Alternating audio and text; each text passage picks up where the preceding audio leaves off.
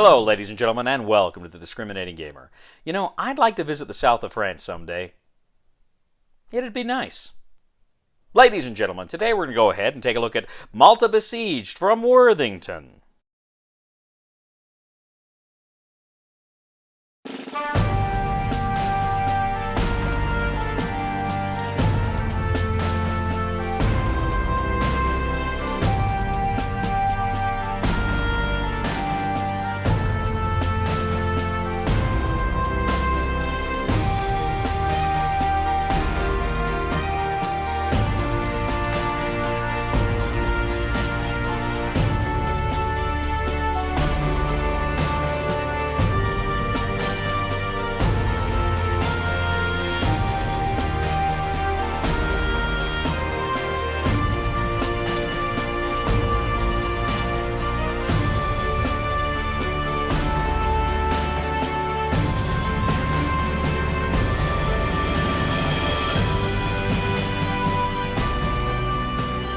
Hello everybody, we'll get back to the review in just a second. I just want to take a moment to ask you to go ahead and check out and subscribe to my other channel, that is Cody Carlson PhD, where we talk about military history and books on history and fun things like that. Please check that out, please subscribe, and now, back to the review. Malta Besieged from Worthington is a reprint of the States of Siege game, in which one player takes on the role of the brave defenders of Malta as they have to battle against the evil forces of the Axis powers and defend their island. Now this is a States of Siege game, and what that means is there's a central position that you are trying to defend from various tracks that are attempting to converge on it. In this case, you have the Luftwaffe, the German U-boats, the Italian Air Force, and the Italian Navy. You also have to keep an eye on the North Africa track as Erwin Rommel attempts to take the Suez Canal. As the defenders of Malta, in addition to watching these Axis tracks advance on you, you're also going to have to manage three other tracks. A military track, your military ability to defend yourself, your supply track to keep yourself supplied, and your morale track to keep your spirits up. Now essentially you have a deck of cards that you divide into three eras, kind of an early era, middle era, and late era. Now each of these cards are going to begin with a certain card on top, and some of them a certain card on bottom. So you're going to go ahead and manage the decks that way. But as you play through these cards, the story of World War II in the Mediterranean is going to unfold. Now, whenever you play a card, it will have certain information on it.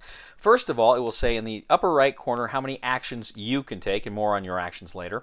But the card will also tell you which tracks advanced. Is the North Africa track advanced? Are the U-boats, the Luftwaffe, the Italian Army, or the Italian Navy or Air Force? Which tracks are going to move forward on their respective tracks? It's also going to tell you if there are any resources that shift. So your military, your supply, or your morale may go up or down depending on the card that is played. And then, of course, you may also have certain die roll modifiers that may affect your actions during that round. Now, as these enemy tracks are advancing, some of the cards will actually be convoy attacks. So it will list which units move, and those units that move into a new space will essentially attack any convoys they can find in that space.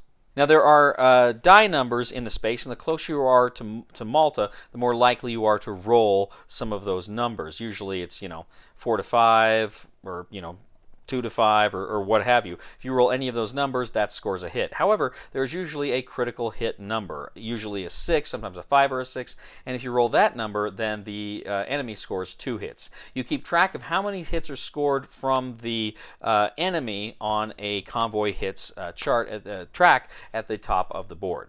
Now, each card that is played that has a convoy raid also has which operation it is, which Axis operation is intending to inflict this damage.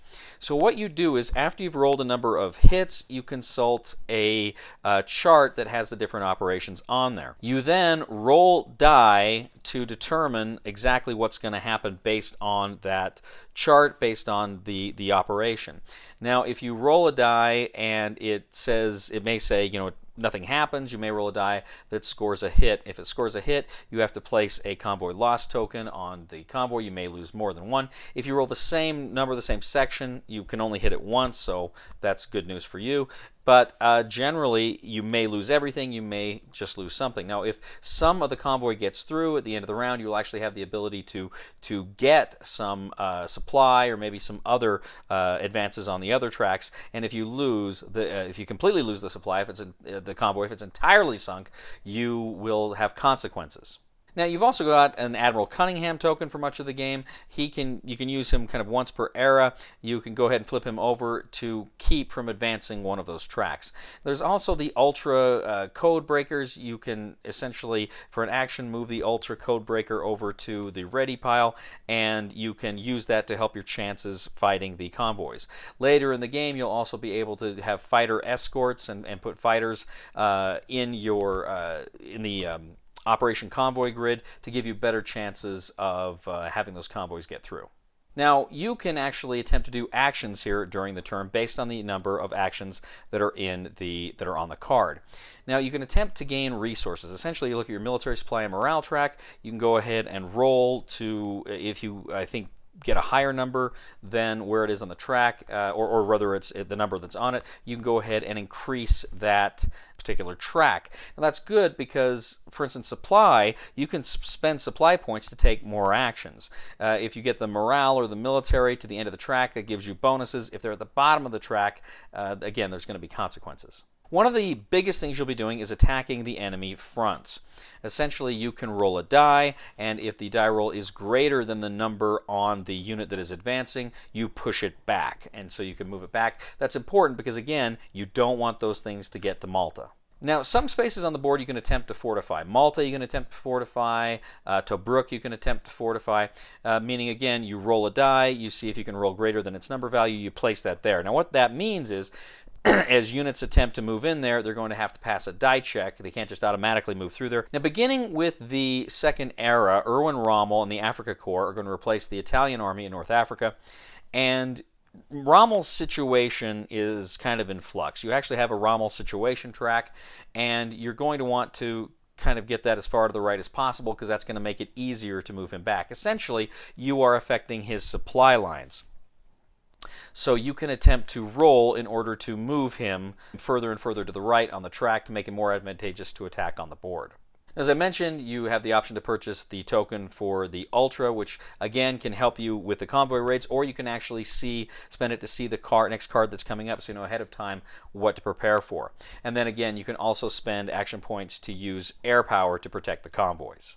Now, if ever one of the military tracks gets to Malta, you're going to go ahead and begin Operation Hercules. This is the theoretical invasion of Malta that was planned.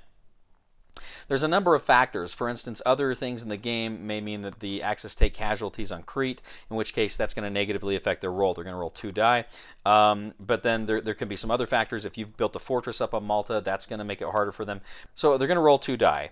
If they're in the negatives, with all those DRMs that you've got, if they're in the negatives, it fails, you can survive, you keep going. But if they get 0 or greater, then it succeeds, and you lose the game immediately. Now, of course, there's different ways you can win the game. You can have these overwhelming victories. If you've got all the Axis tracks back at the end of their highest value tracks, or in holding boxes, it's an overwhelming victory. If you play, if you've moved Rommel back to his original starting place, and you have gotten through all the cards, again, it's a great victory. But it kind of gets worse from there. If you've gone through all the cards, you hold Malta, but you don't hold Tobruk, then it's a draw.